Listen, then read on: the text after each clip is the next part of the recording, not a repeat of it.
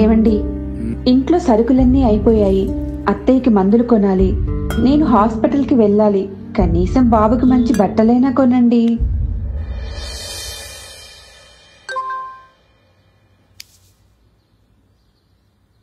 ఇప్పుడే డబ్బులు పడ్డాయి. సాయంత్రం అన్నీ కొనుక్కొని వస్తా.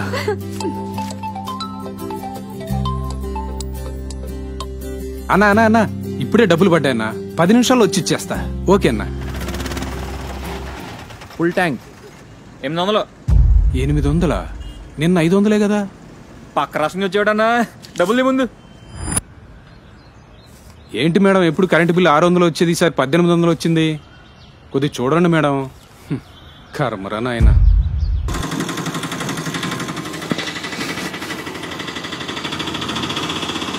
ఆపో ఆపో, ఏంటి స్పీడ్ ఏంటి? ఆపు, పేపల్ది తొందరది. రే, బ్లూ స్టిక్కర్ లేదు, 5000 ఫైన్ కట్టించు. ఓహో, స్టిక్కర్ లేనందుకు 5000 అయ్యా? ఆ స్టిక్కర్ నా దగ్గర ఉంది సార్. ఇదిగో సార్. అది అక్కడ ఉంటే చాలదు సార్, దాని మీద ఉండాలి. డబ్బులు ఎవడికి ఓకే కావు, చాలా నాడు పెరిగింది. కట్టు సార్. ఈ 2000 తీసుకోండి సార్. సార్ ఉంచండి సార్, ప్లీజ్ సార్. చాలు, ప్లీజ్ సార్.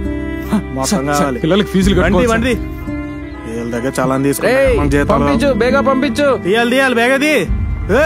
నువ్వుగా అన్నా, ఆటో స్టార్ట్ అవట్లేదు, ఏందో చూడవా? పెద్ద కొంతలోనే వేసావు కదన్నా. 4000 దాకా అవుతుంది అన్నా. 4000? 4000? అన్నా, ఒక 1000 రూపాయలు చూడన్నా. నాకు కాలేదు. 4000 చేస్తాను. ఈ ప్రభుత్వం 10 రూపాయలు ఇచ్చి 100 రూపాయలు లాక్కుంటుంది. ఆశపడి ఓటేశాం, నిరాశకే అంకితం అయిపోయాం.